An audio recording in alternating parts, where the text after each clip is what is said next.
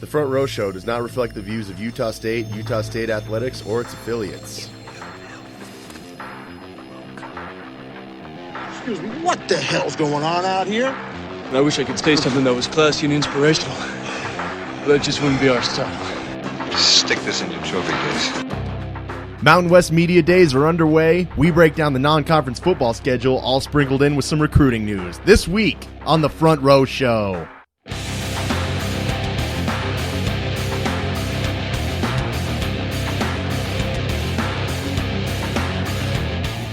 What's up, everybody? Welcome to another episode of The Front Row Show. As always, we are your hosts. I'm Matt Sonnenberg. I'm Lance Rasmussen. And I'm Jeff Browning. Shout out to all our new Twitter followers this week. Make sure you follow us, as always, at USU Front Row. Check out the Facebook page for your enjoyment. Subscribe to the new Front Row YouTube channel. That's going to be a big thing. Always make sure you're following us on all those mediums. Guys, let's talk. Mountain West Media Day was today at the time of this recording. Utah State finished picked second in the Mountain West behind Boise State in the Mountain Division. What are your thoughts on what went down in Vegas? First and foremost, I can't say I'm totally surprised with Utah State being second. We're the new guys to the party, and as great of a season as we had last year, Boise State kind of has that reputation of being Boise State on top of us. Which is deserved. Yeah, absolutely. But on top of us dealing with a coaching change, which I think brings some uncertainty to the picture. We had the one first place vote, which I got to think was probably Boise State. I don't know if they operate like the WAC where coaches can't vote for their own team for first place. But I guess I could say I'm actually a little surprised we didn't have maybe a couple more first place votes, what with us getting Boise State at home this year. And, this is picking who's going to finish top in Mountain West play. This is, doesn't factor in non-conference play, but I'm a little surprised with that. In the West Division, I'm definitely a little surprised that Fresno State is getting as much love as they are. I mean, don't get me wrong. They're a great team. A lot of people are picking them to be the top non-BCS team in the country this year. But for a team that got just kind of manhandled by a really mediocre SMU team in last year's bowl game, it's surprising to me that they got all but two first place votes in that division, especially with, San Diego State being a decent program, but especially our brethren from the WAC that entered with us in the Mountain West, San Jose State. They're coming off a great season, and they return a ton of talent. Granted, it's like us. They're in the midst of a coaching change, but I think they were definitely worthy of probably finishing second there and certainly a few more first place votes. I think honestly it's a huge amount of respect though, and that's where I have to come from. It is we are new, we've got a coaching change, it's unfamiliar, and from a fan perspective, a lot of fans I've talked to don't have a lot of respect for our program when it's coming out the door. But the fact is, we're coming in front of all but one other team. And honestly, I think that a lot of people expect us to be able to compete with them, especially because we do have them at home. I think it's as much respect as I anticipated having, which I think we're right where we need to be. Well, and also, you look at the voting numbers. The distance between number 2 and number 3 Air Force in that division is decently wider than the distance between number 1 and number 2. Yeah. So it seems that everyone believes that Boise State and Utah State in that division are the clear-cut 1-2. I believe it. I don't know if anyone else cares to argue with that. So well, it's interesting because you talked about Fresno, on the west side, and I mean they ran away with pretty much every award there was. Player of the Year, Derek Carr, the quarterback, is preseason. The Defensive Player of the Year also comes from Fresno. But when you look in your own division, really Boise's the team we all seek to emulate. We talk about it all the time, and I think this is a Utah State team that can definitely make some noise, considering again that we get them here at first, and Utah State has shown that they're not scared of the name, they're not scared of the brand. They play well with anybody in the country, and Boise State coming to Logan is going to be, I believe, the premier matchup in the Mountain West this year.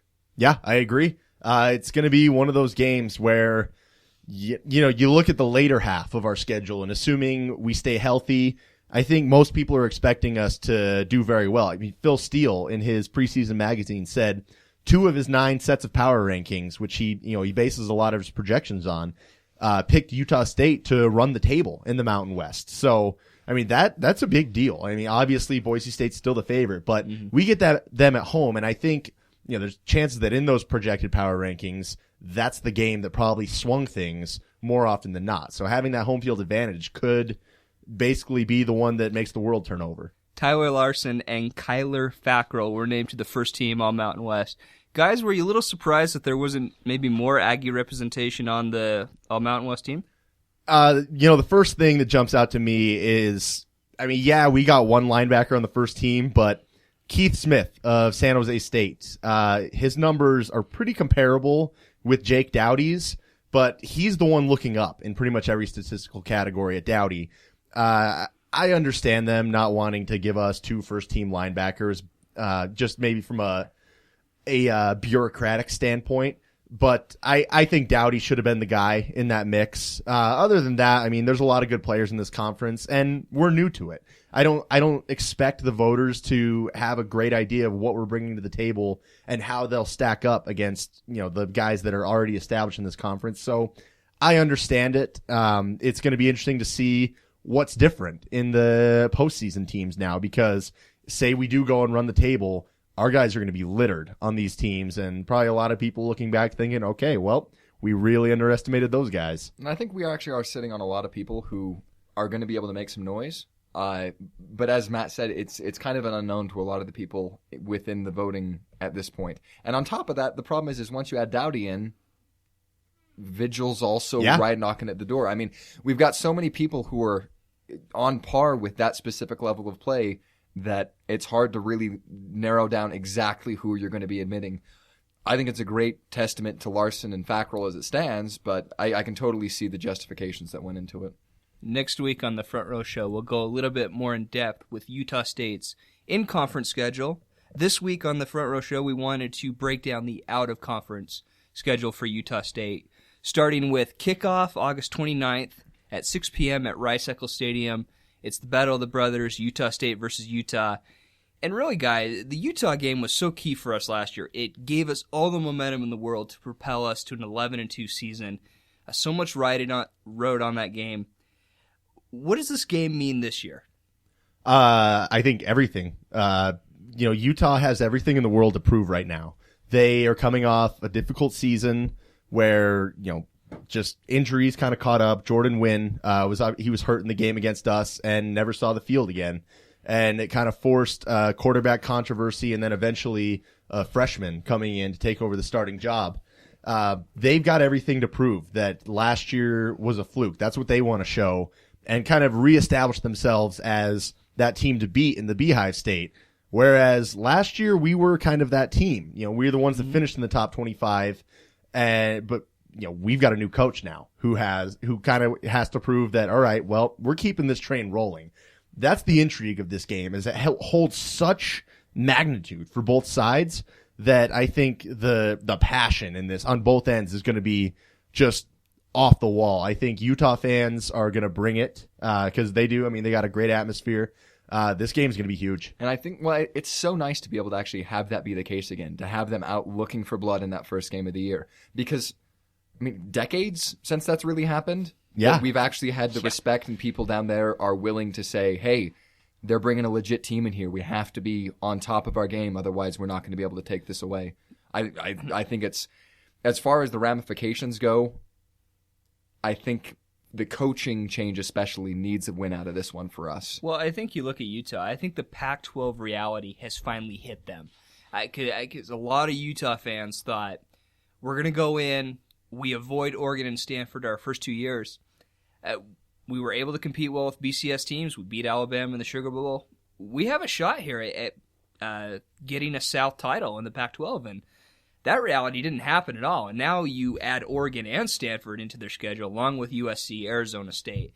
And reality is, if they don't win this game, they're looking at a very, very rough road to even get bowl eligible. It's crazy that we hold that for them.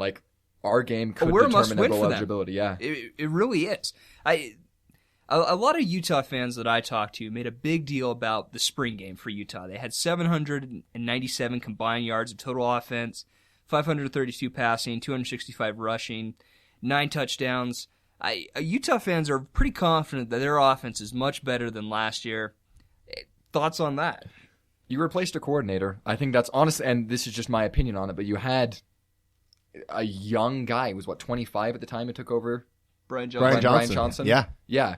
I think he was 25, which is how old I am. Yeah. Running the show for them on offense last year, and I think it came back to bite him. I think he was definitely in over his head, and I think a lot of people pointed that out as the year went on, that his inexperience showed in that role, and now he's got some help there. And not to mention, you've got a quarterback that's got some experience. Travis Wilson, by all accounts, had a very good spring for them, and he's a guy that we saw. He's got good size to see over the line. He's got good receivers to throw to, and it's going to be a challenge. And I think that's one of the big things to consider is, outside of the graduation and who's moved on from their program and everything, you do have that coaching change. And I think you can definitely say that the coaching change they're making is going to be an upgrade for them. So I as far as what's going to be happening offensively for them, their leadership, first off, is going to be different. We talked last week about our 5 impact players for Utah State, and that we talked heavily about Tagovailoa, and immediately out of the gates, he's lined up with Kenneth Scott, who,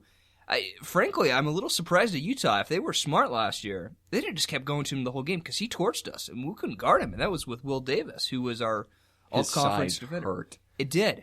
We had such a hard time matching up with him. They also had John Hayes trying to throw to him for a lot of the game, and then Wilson, who was inexperienced at that point. That's what scares me about this game. Is Scott is back. You have Drez Anderson, another decent receiver that's back. That is the question mark for Utah State, is how are we replacing Will Davis, McCade Brady? And unfortunately for us, I think Utah's strength is right there with what our question is. Yeah, and another thing to keep in mind, Utah wasn't that far behind us last year. This was an overtime game that we beat them. And while I think that propelled us to a lot of momentum to becoming a better team throughout the year, whereas it might have led them into a doldrums of disappointment throughout the year, they're still a good team that could hang with us last year, push us to the brink last year. They missed a field goal as time expired in regulation that would have beat us. So, this team was right there with us. This game is going to be an uphill battle. That's what makes it so important. What are the keys to a Utah State victory at Rice Eccles? Something that hasn't happened since 1997. Got to get to the quarterback. Yep, I agree. Total pressure on, Wilson, make him uncomfortable, and fortunately, with the linebackers we have, I think we have the guys who are capable of doing it as well. Yeah, I like our odds to stop the run. If we can get into the backfield and fluster their quarterback, mess up their passing game, and hopefully, create some turnover opportunities. I think this game, possibly more than any other on the schedule, will be dependent on, winning that turnover battle by 2 or 3 turnovers. Because, the more we can give our offense opportunities, we're going to put points on the board eventually, because I think Utah's defense lost a handful of guys, but they're still going to be tough. We got to give ourselves those extra opportunities. On offense, for me, I think we also need to get that passing game solidified pretty quickly, because the fact is they're going to be expecting us to run the ball, and they're going to be keyed in on Joe Hill and Chucky Keaton come out of the backfield. If we don't give them reason to fear us going over the top, it's going to be a long night offensively for us. So I think that's what we got to do on the offensive side of the ball to really, you have to play that even thing. Our running game is going to be solid, I think, especially with the amount of defensive linemen and that kind of shifting that's happening for them. But it's really going to be a question. If they can throw 8-9 people in the box on us and just bring blitzes to stop run every time, it's going to be a long night. Utah State hosts its first home game, the second out-of-conference game, against Weber State on September 14th at 6 p.m. There's really not much to break down in this game. Weber State is slotted to finish 12th in the Big Sky, behind such powers as North Dakota, Northern Colorado, Portland State. This is a game you should expect your backups, your second string, in by middle of the third quarter. That's what I want to see out of it. I'd love it. Let's get these young guys some reps. Let them get some real game experience. And not to knock on Weber State, but we were quite a ways ahead of them a couple years ago, and we've come quite a ways. They've taken some serious steps backward. I think, get some quality reps in, stay healthy. Yep. They shined with us that one year when they held with us to halftime before we beat them by 40 points. Yeah. So. Third non-conference game of the year. This is the big one. September 21st at USC at the Coliseum. Utah State has been so close on these money games. Oklahoma, Auburn, Wisconsin. Were we close in that one? Year. Oh, field goals. Is this the year, guys? I say yes. You look at what USC's been doing as a program the last few years since Pete Carroll left with the sanctions, and Lane Kiffin just kind of doesn't seem like a very good coach. He seems like a guy that has been given a lot and been a part of some great situations, but doesn't have, as Matt Wells would say, that moxie to be a quality head coach, at least not at that level. They have just continued to slide under him. And while they still have a ton of talent, they had, again, an incredible recruiting class. They bring back plenty. They lost Matt Barkley, who was crucial to that passing game, as well as Robert Woods. So I think without that, their offense is going to be struggling quite a bit. And not having those weapons to go against, our biggest question mark of our pass coverage, I think that favors us that much more. Well, if you want to run the ball on us, great. Ask Monty Ball how tough that was. It took him 39 carries to get to 100 yards. Well, I mean, the weapons are there on the outside with Marquise Lee, Nelson Aguilar, also, a terrific freshman for them last year. The question is, who's going to get them the ball? And we just don't know that yet from USC. The thing with USC is if you go through their roster, it's all 4- and 5-star guys. And you can really psych yourself out of, well, this guy was, highly rated, and, Marquise Lee is a potential Heisman favorite. So was Matt Barkley. Let's So just Matt throw that out Yeah. there real quick. My point on there is this, is that USC has shown the ability to underperform drastically. Exactly. That's kind of been Lane Kiffin's MO thus far. Exactly. And I think, as much as recruiting stars are nice, and we obviously, we get excited about those 3-star guys, and if a 4-star comes along at USU, we're throwing a parade when they get here. I mean, that's how we view these rankings. But you also got to keep in mind, Zach Vigil was a walk-on. Jake Dowdy was a walk-on. McCade Brady was a walk-on. We got all these guys that weren't recruited. Kyler Fackrell was a former quarterback turned linebacker. Yeah, exactly. So we've got all these guys that are star players that fly under the radar because recruiting's not an exact science. There's so much ground to cover in the recruiting spectrum that there's just no way for these big-name programs to stay on top of everything, or the recruiting services for that matter. And you're going to get great players that fly under the radar or just really enjoy the situation they see at Utah State and come here, develop properly, work hard. I mean, these guys a lot of these guys that are the 4- and 5-star guys have been told all along, you're so great, you're a great player, you're going to play, you're going to go to college. And I think at some point for a lot of them, not all of them obviously, but for a lot of them, that affects your work ethic. Well, and you can coast on talent. Yeah. You just say, I'm good enough to be able to come in here and do it. But when you're suddenly going against these guys that have had to just fight and battle and scrap for everything they've ever gotten and are used to doing that and are going to do that out on the football field every single down, that's why you get these battles out there. Well, and you look, that's the number one thing that people said about Bobby Wagner coming out of Utah State, and even in the NFL right now, is he is so solid on his basics. His form tackling is great. He can know the game and read the game properly. That's why he's so successful, and I think that's going to give us an edge in this game coming up. At least there will be that spirit of, we worked for this. And for me, I think this is the first year that you can look at our money game and finally say, we line up in a situation where we can go into this, if not even, but favored. It was interesting to me. I went on to several USC blogs and, kind of read what their fans were saying about Utah State. And surprisingly, a lot of respect is being given to Utah State from USC. I read one where they ranked Utah State as their 4th toughest game this year, which, it shocked me a little bit that, first off, they were so knowledgeable. But there was a couple things in there that I think they didn't quite understand. Number one is they wondered how Chucky would perform in the Coliseum, because their take was he's never seen anything like it. Well, Camp Randall is one of the great stadiums in college football. Yeah, so. he opened his college football career taking Auburn. the field at defending national champion Auburn. So I think that USC is definitely, and maybe this is just the fans, the players obviously could be different, but the fans seem to give in Utah State a certain amount of respect. I think everyone knows how close we have been. Keys to this game, guys, for you. What is it going to take for Utah State to walk out with the victory? I think, kind of like we said earlier, you got to fight every down. I mean, that's one thing we've seen in the past, and that's why I think, in USC's case, it would be kind of naive to overlook Utah State, because we were a top 25 team last year. We nearly put the scare into Auburn. We put the scare into Auburn. We put the scare into Wisconsin. We made Oklahoma pretty nervous. We made Texas A&M pretty nervous.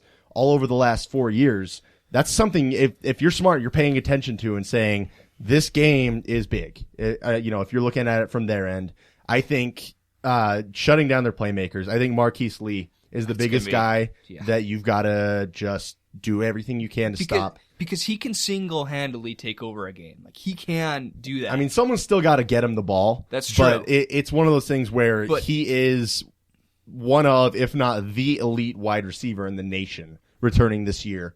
And, if that's their biggest playmaker going into the year, and they're that's going to our go biggest to him. question mark. Yeah, no question they're going to go to him. And, they're going to have some mammoth guys on the offensive line to protect whoever it is throwing the ball for them. So I think it's probably going to be a little bit tougher to get into their backfield, but I think shutting down Marquise Lee. I think, honestly, it's going to be a turnover game. I think that's what it'll come down to. If we can get in, if we can grab some interceptions, force a couple fumbles, do something like that, at this point, I think it's about as neck and neck as you can see on the season. With everything that's going on. I mean, you can look at it. It's going to be interesting to see where both teams are at by that point. If we lost a couple games before, if we lost the Utah game and had been scrambling to that point, if they're having a fall apart season, or if, what could be better, though, going into that week, both teams undefeated and being able to have an incredible matchup there. But I think, honestly, it's going to be turnovers. I think the defense really is going to be what needs to win that game for us. To me, the key in this game is special teams, guys. I mean, you look at Wisconsin last year, everyone highlights the field goal miss, and obviously that was for the win.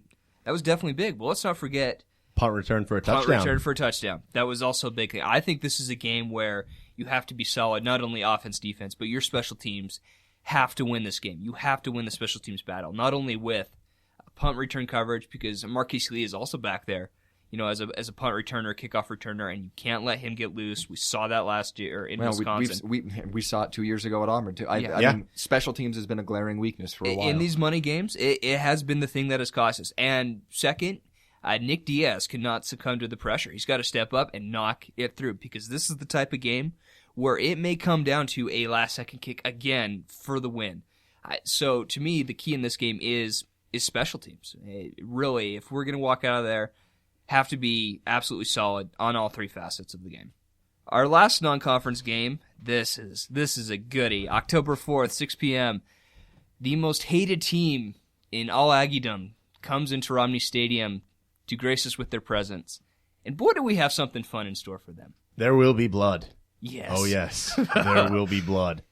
Matt's blood specifically will probably be spilled several times that well, night. that almost got punched out by BYU fan. The dude next to me did get punched. Not punched out, but punched. more like punched in the chest. But apparently, we learned BYU fans aren't good at trying to punch people.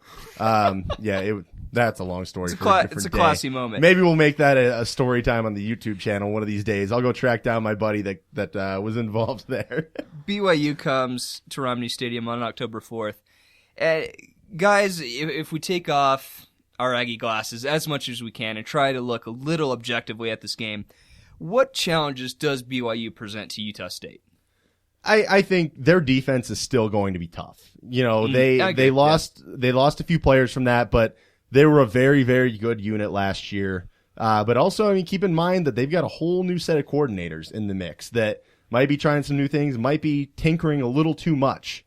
But they're still going to be a solid unit. It's going to be difficult to move the ball, much like it was last year. But I imagine that as long as we don't have our most abysmal game of the season by such an incredibly wide margin, I think we'll be able to put up points against them. Whereas on the flip side for that, their offense, I'm not convinced is going to be, improved. They might be as good as they were last year, but that only yielded 6 points for them. The fact is you've got a new offensive coordinator over there who's trying to institute the new hurry-up style offense that's getting something that's, it's the fad these days. You're doing something where you're an option style or a spread style team where you're running up and down the field. Oregon's made it extraordinarily popular. That's not what BYU's offense has traditionally done. And we saw how much that completely destroyed them last year when they tried to implement it with Riley in the game. You go to this year, they're going to have an offseason to practice it and do it, but the goals that, have been set by an eye are just insane. 90 plays a game, 700 yards or something to that effect. I mean, the fact is they're going to be trying to do a hurry-up style offense for the first time in team history. I think there's going to be a few bumps along the road. And on top of that, people are gushing about Taysom Hill, who can't throw over the ball very well. And I don't know where they're getting all of this from. Let's talk about this quick. Their best quarterback performance from last year, James Lark, who was on that team for years and never touched the ball. You know, I'm sorry. I get that Hill came in. He's done a lot of stuff in the offseason. He's proven a lot of things. But there is zero hype in my mind from his statistics last year about what he's actually going to be bringing to the table. Really, I mean, when you look at BYU, their offense really does revolve around Taysom Hill, Cody Hoffman. Cody Hoffman, though, to me, is a good receiver, but he's probably the fourth best receiver, we'll have seen at this point. I mean, you have Marquise Lee, Kenneth Scott, Noah Grigsby at San Jose. I think our defense will understand how to take him out. And actually, BYU might just take him out anyway, because, like you said, I mean, who's going to get him the ball? Who's going to get him the ball?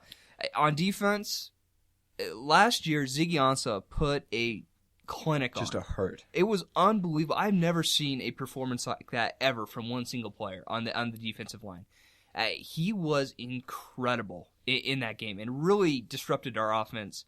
This year, it's all on Kyle Van Noy, guys, for BYU's defense. And I'm not convinced they can replicate that defensive performance from last year because it was unreal, and they needed us to screw it up quite a bit. Drop passes, misreads. It was a weird game on our end. It was just all around terrible. It was I think bad. One thing to keep an eye on is, say BYU's running this hurry-up offense. They do have a great wide receiver in Cody Hoffman. Yeah. I would put him right up there with, after Marquise Lee, any of those other guys for San Jose State or Utah. But the thing is this, Taysom Hill's not a very good thrower. He showed that last year. And if he is indeed the starter, I got to think that if pressure starts coming his way, he's going to start looking straight to Cody Hoffman early in plays. Or tucking in a run. might be selling out that he's going there. And if Mo Alexander reads that and lines up Cody Hoffman for when that ball is getting there, that could end really badly for him. Not to say that that's going to happen, and not to say that we want someone to get injured, obviously, but it's something that you could see a big hit coming. Thing. Yeah. And I think Hill's inexperience, going against a defense like ours is, I mean, granted he'll have more of an offseason now to get things going, but he's also coming back from injury. You got to keep in mind. So I think his running game won't be what it was last year. And that was his bread and butter, was running the football, because he just doesn't throw it that well. Well, and the fact is once again, we're bringing back probably one of the elite run defenses in the nation. Yep. Yeah. I mean, you can't. No question. I would put our linebacker core this coming year against just about any squad of any school out there. Yeah. And when you look at what they're going to be able to do, about how quick they are about dropping into coverage, but at the same making it to the line and shutting things down. I mean, the fact is I think we game planned for Riley last year. We have a horrible track record of taking quarterbacks out of games and having backups come in. But I think we game planned for Riley, and we game planned for what he was going to be able to do against us, and Hill did things that Riley couldn't do. But on top of that, I think this year we're going to have an amazing, amazing set drawn up for them defensively. And I don't believe the Taysom hype yet. Maybe I will. I mean, you never know what he's going to be able to pull off, but I still say, if only that Lark guy was still around. I'm with Tony Jones in my prediction for this game. Maybe not, because he said Utah State by 2 touchdowns easy. I think we win it by double digits. I just think our offense is going to kick it into gear because they are that good.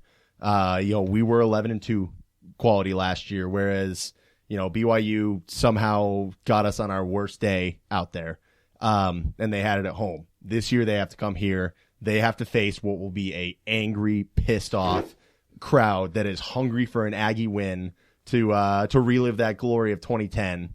I think it's going to be an Aggie win. I think we are going to I'm sure it'll have ended already by then, but we'll just really drive the nail into that national championship talk that BYU always has. So what are the keys for the 2 touchdown win? What do we have to do here to ensure that victory? I think shut down the running game like we do. Hill's not going to be able to throw the ball that effectively. You can airloft it up to Hoffman, and he's a great receiver, but Hill's bread and butter is the running game. They've got a solid running back coming back, and if we just do what we do in shutting down running games, I think we take care of business. And on the same thing for that, I think on the offensive side of the ball, you have to run the same kind of thing we did against Star Latule last year, which is you got to contain Van Noy. You keep him running across the field. You throw away from him as much as possible. He's going to be able to step in and make a difference. I mean, we basically single-handedly saw him take over their bowl game for them last year. That's true. He can come in, and I got to respect he can play. But that doesn't mean we need to give him every opportunity. You keep him away from the ball. He's not going to have someone busting through the line and opening up opportunities for him. I don't see anyone on their defensive line who I'm terrified of at this point that is going to demand a double team, freeing him up to make it through. So as long as you contain him, play away from him, I think we're going to be in good shape. I think one of your top picks for this year, Robert Marshall, could be key in that. Yeah. As a blocker, because I mean Van Noy will get around some offensive linemen. Yeah. I mean, not to knock on Kevin Wimpy, but he'll get around Kevin Wimpy if he needs to. Robert Marshall needs to be there. I mean, assuming Marshall's the guy in there, I don't see Hill as your go-to pass blocking running back. No.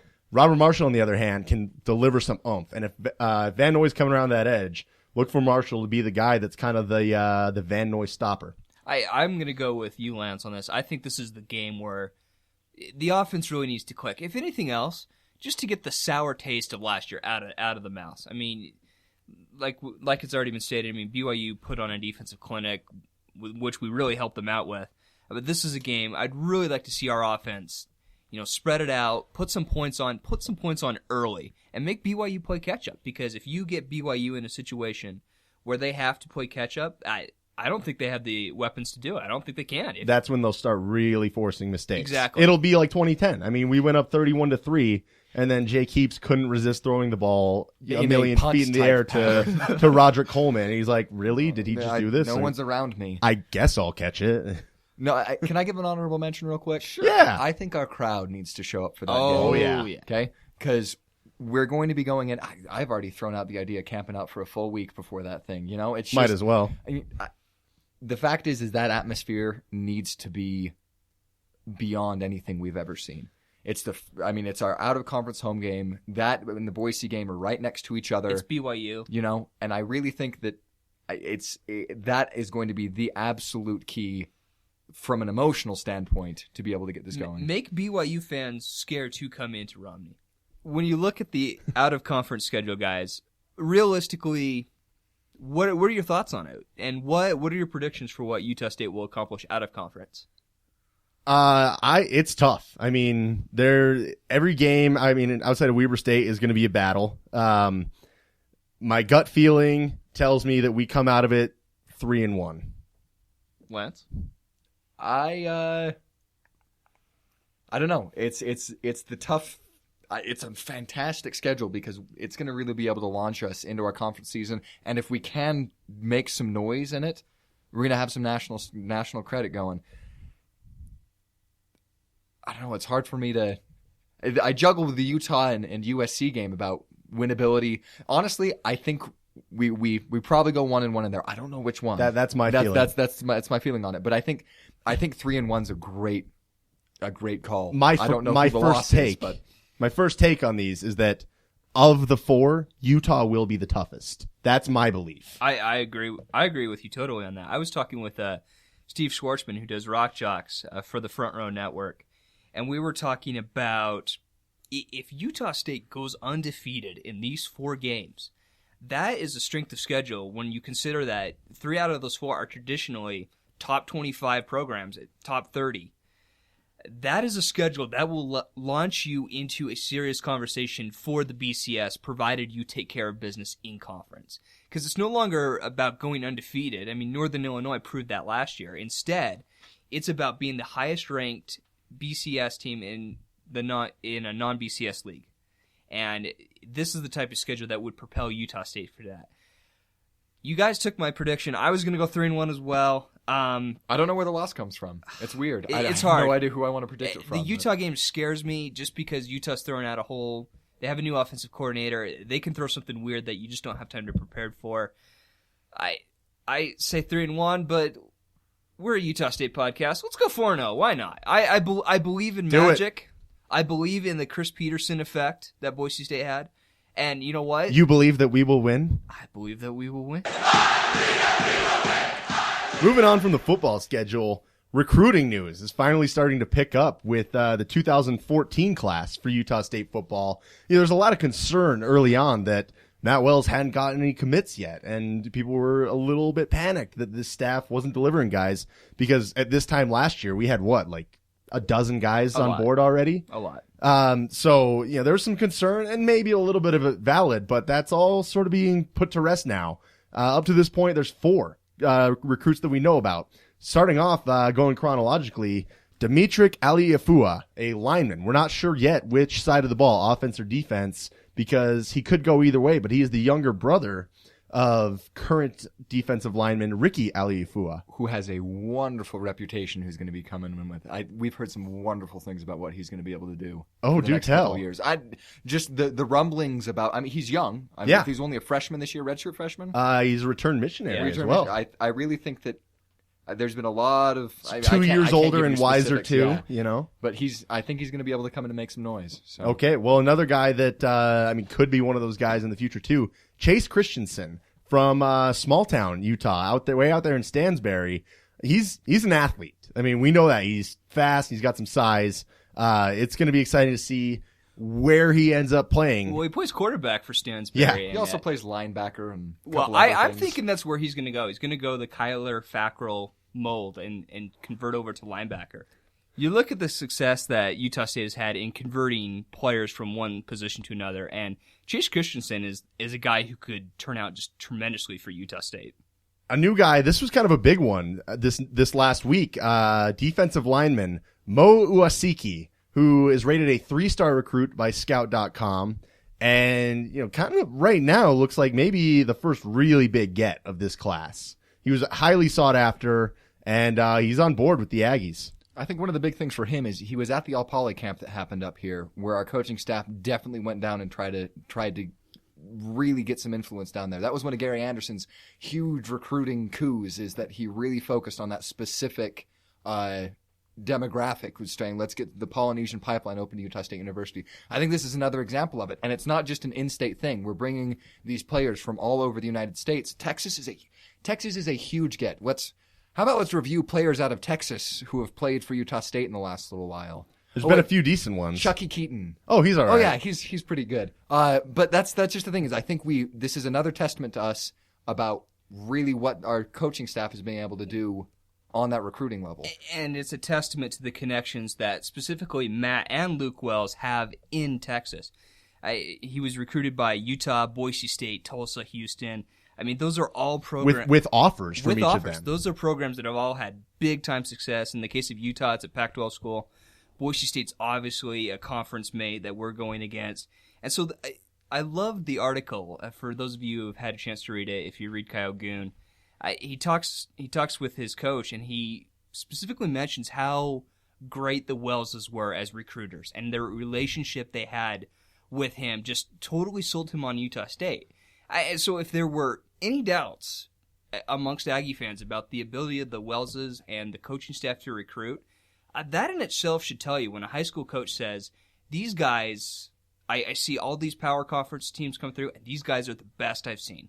That speaks volumes to the coaching staff. And could get exciting for the rest of recruiting season with what these guys can do together. Well, I think it's a perfect time for me to segue into another story. I've got a good friend who actually knows Chase Christensen through a couple steps of people. But apparently, when he accepted his offer up here, they announced it over the intercom at the grocery store he works at, or something to that effect. Nice. And the place was stoked for him. Like, everyone was. I mean, it's a small community who's had a lot of success on the football field, but they were so excited to bring him up here. And I think that's just a huge testament to the fact that our reputation's changing, and it's showing in the way that people are getting recruited up here. For a long time, we had that mark against us that it was come play football, and then other teams would be able to go and go, guys, it's Utah State. Do you really want to go there? That's gone. We've got communities, we've got coaches, we've got people who want their players to come and play for our school. Last recruit that we actually just heard of today, actually. Yeah, as of Monday when we recorded this, a special teamer,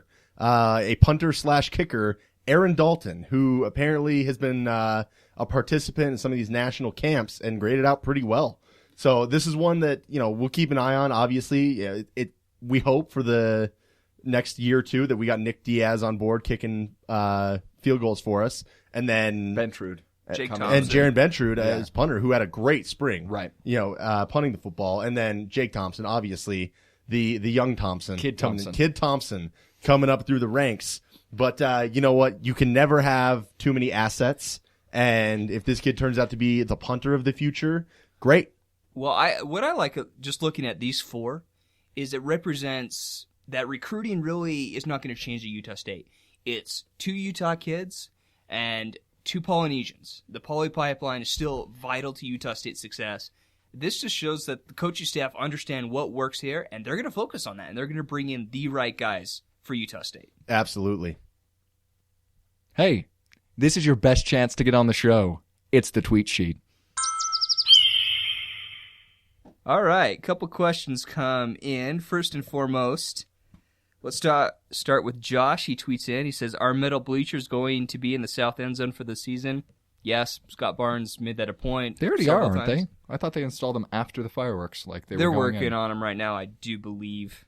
But They will be there for they the opener, though. will be there. Scott Barnes has said that on multiple occasions. Sean tweets in. He says, "Who has a better year filling in for NFL talent, Joe Hill or Tay Glover Wright?" I got to go Joe Hill.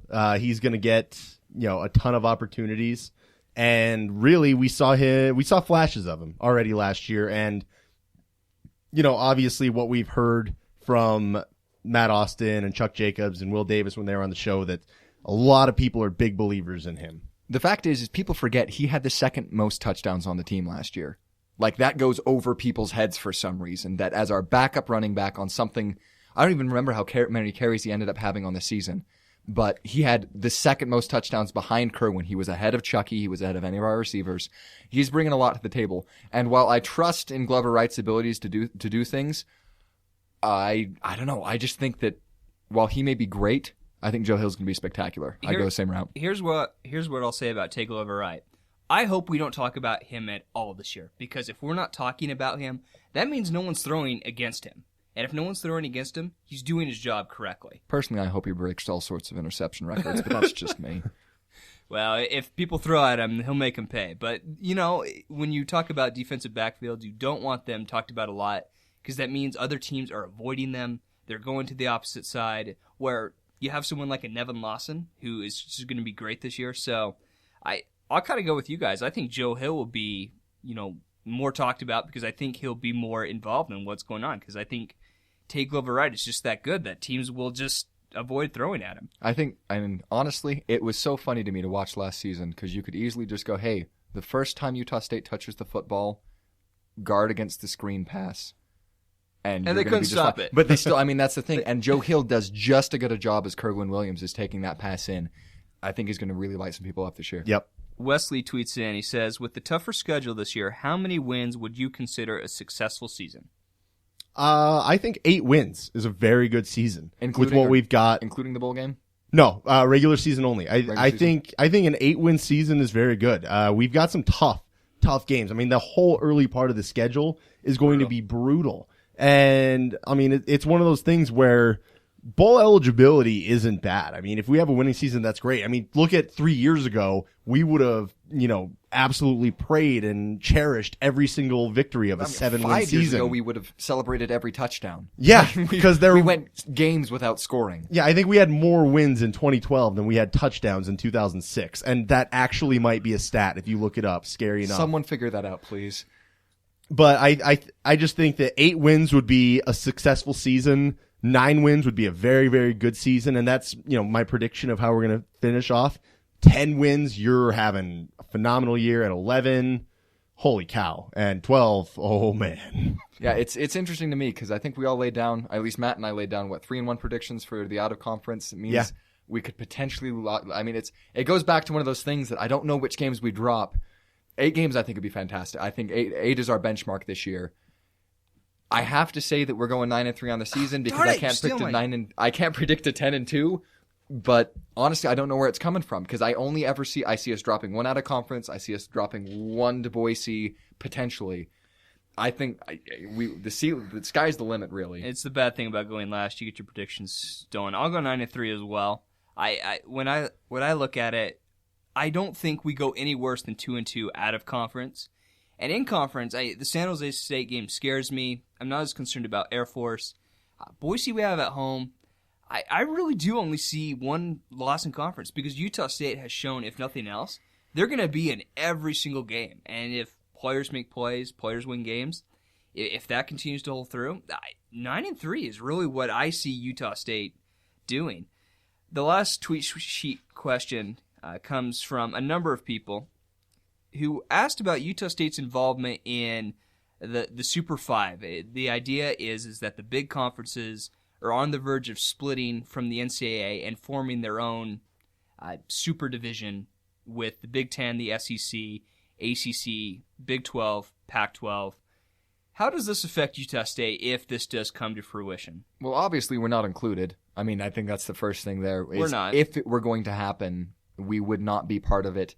There would be a whole other organization. But to be honest, there's just so many things that are staked against it happening. The NCAA has a fairly good grasp on everything. Even if some of the things about it are terrible, breaking away from it would take a monumental amount of organization, of legal ramifications. I'm obviously not an expert. Money. Tons of money. As much Sponsor money backing. as these programs generate and how much they have, you also got to keep in mind that if they want to go and like pay players and stuff like this, they still got to pony up that dough. And where's that going to come from? It's going to come from the boosters who, after a while, might be, well, I don't want to pay an extra, $500 a year for my season ticket, so you cannot be a part of the NCAA. Like, let's just go back to the way it was, and everything will be great. Well, I mean, you're going to get half the nation just infuriated with you, and you're no longer going to be able to fill your schedule with any of the NCAA teams.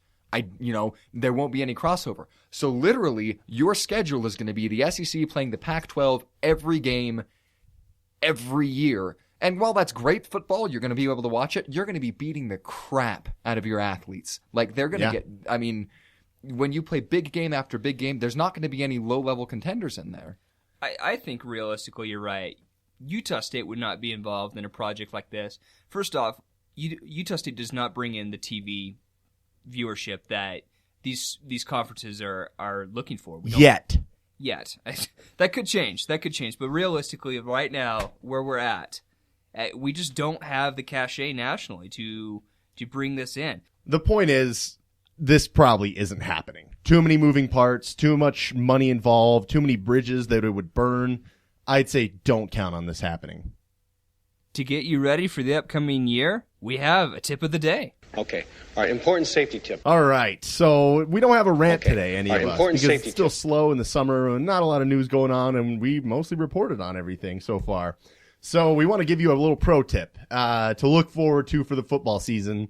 This has to do with defense and stadium atmosphere. Now, yelling is great, and do that on before every snap when the Aggies are on defense, especially on third downs. But you still have two perfectly good hands that are capable of making a lot of noise if you just start pounding those together and really building that noise before every snap. The home field advantage obviously goes a long way, and we've seen that very apparently in the last couple years with big wins over Utah, over BYU, and really in the 2011 season, San Jose State, Nevada, all these games that we really needed the crowd to be a factor, get pumped up, get the team pumped up, and make as much noise as you can. That's the main point. Clap your hands, freaking raise your voice, get crazy, because there's so much you can make noise with. You just got to make it happen. Yell loud, clap hands, third down, go Aggies. May I have your attention, please? To wrap up today's show, we want to just cover a few little bits of news. So with that, we turn it back to Mr. Jeffrey Browning. Jeff, what's the news? Couple of things for front rowers everywhere. August 1st, just a reminder, 2 weeks ago, we officially announced that the Front Row Network would officially launch, containing 3 new podcasts, Rock Jocks, Junkies, and Agent 33, Agent 71. They will be added to the new Front Row Network, along with the Front Row Show, a YouTube channel which is already up. We decided to put this show up there for your listening pleasure if you do not subscribe to iTunes. So make sure to go check that out at USU Front Row on YouTube, as well as a website which is going to contain some terrific writing by some very, very talented writers. It's usufrontrow.com. So make sure to check that out. Book that now. August 1st is when that will officially launch. In our effort to increase the show and increase the fandom that is become the Front Row Network, we are creating a Twitter contest. Right now we're at 588 Twitter followers. We have a goal to get to 1,000 plus Twitter followers before our anniversary show, which is going to be October 26th, I believe, is going to be our anniversary show. So what we've decided to do, if you front rowers are listening to this, if you help us out with this, we have created front row t-shirts, front row flags, and some other things as well that we're going to give away. So for every Twitter follower that we get, you're automatically going to be entered in for the chance to win one of those prizes. And for the grand prize, the opportunity to come in and co-host the Front Row Show with us.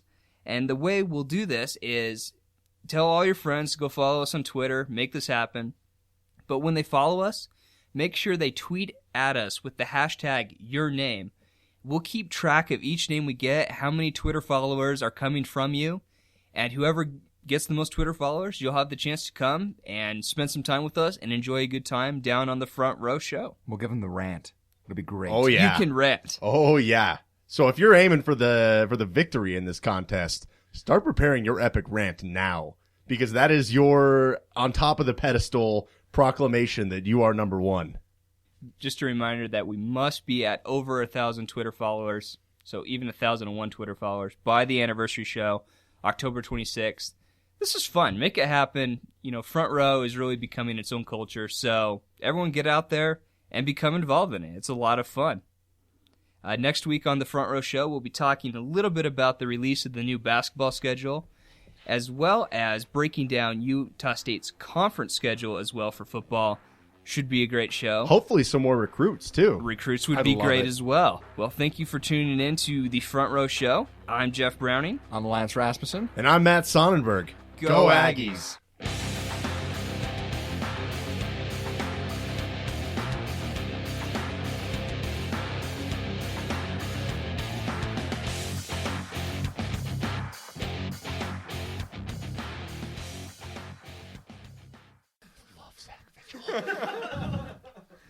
Easter egg that if you want.